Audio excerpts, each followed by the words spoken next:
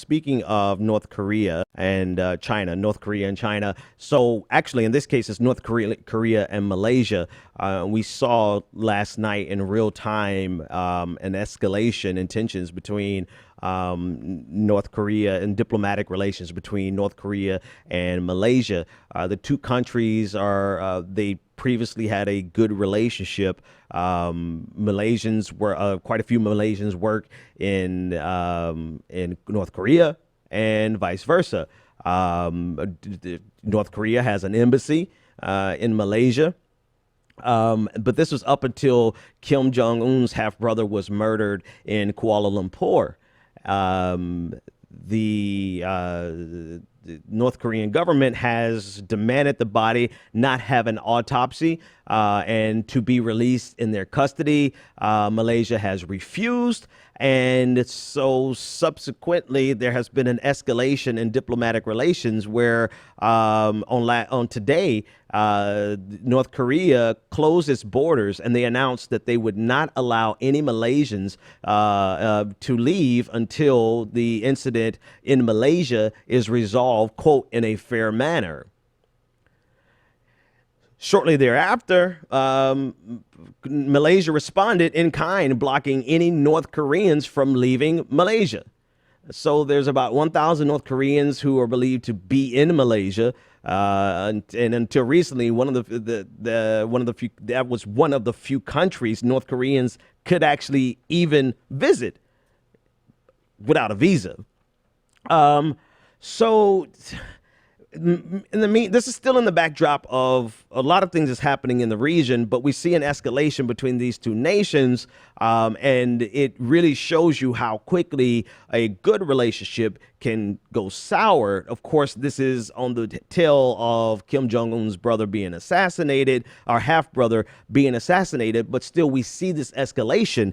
Put this in context of North Korea firing their missiles, as we mentioned on yesterday. The U.S. military said today that North Korea launched multiple ballistic missiles on yesterday, and 4 of them landed just 200 miles from Japan's coast in the Sea of Japan. They don't know exactly what type of missiles they are just yet. But according to officials, they said, quote, there are 4 that landed. There may be a higher number of launches that we're not commenting on. I love that language. But 4 landed and splashed in the Sea of Japan, according to a Pentagon spokesperson. He said that the launches appeared to, quote, the launches appeared to be in reaction to huge military drills by Washington and South Korea, and the capital of North Korea insists are invasion rehearsals. So again, another escalation in tensions with North Korea, South Korea, and the United States, as South Korea being a proxy. South Korea's Joint Chiefs of Staff said in a statement on Monday that the launches were made from an area north of the capital Providence and the area in the home of the North Soha rocket launch site, where it has conducted prohibited long-range launches in recent years, close quote.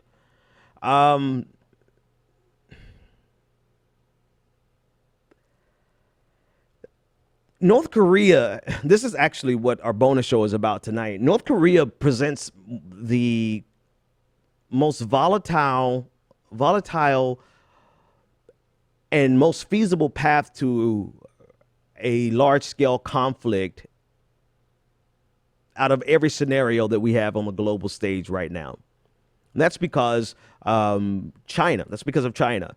As frustrated as China may be with North Korea still serves as a very beneficial buffer between South Korea, who is clearly seen, who is a proxy for the United States, and China. So North Korea is there as a buffer, and so ultimately their interests are aligned with North Korea. And you could see this with China's warning that they issued today as the United States today began to deploy an advanced missile defense system in South Korea. China, in response, warned that this is essentially a new atomic arms race in the region.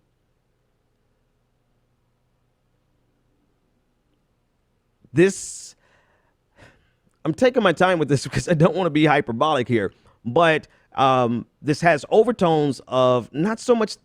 It does have similar overtones to the Cuban Missile Crisis, not in terms of apples to apples, but in terms of the use of a proxy to quickly escalate tensions between two superpowers. And this is really what we're seeing. The United States responds to North Korea's aggressive move of shooting 4 missiles that landed off the coast of Japan, 200 miles off the coast of Japan. We responded to that by deploying a missile defense system.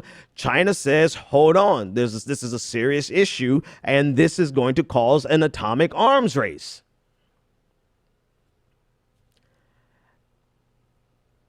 Meanwhile, we have a president who is live tweeting Fox and Friends and tweeting about the ratings of Arnold Schwarzenegger on The Apprentice, who doesn't pay attention to his intelligence briefings because he's, in a war with the deep state, who very likely probably knows less about the Obama administration's cyber warfare against North Korea in order to use that as a tool in the toolkit of preventing North Korea's ICBM ambitions, because they already have gotten the nuclear weapon. He probably knows less about that than the average American who took the time to read the most recent New York Times piece on Saturday about this. So we have a very volatile situation that really does require the character and leadership of the president of the United States. And hell, there's no reason to beat around the bush. We're screwed. We're in trouble.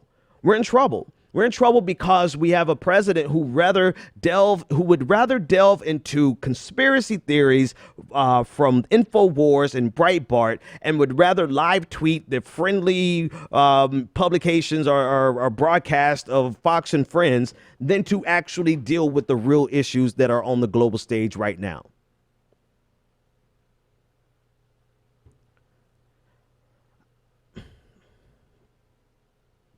There has to be some adult in the room. There has to be.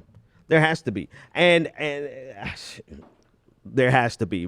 I'll finish that conversation another time, because we've covered enough of that.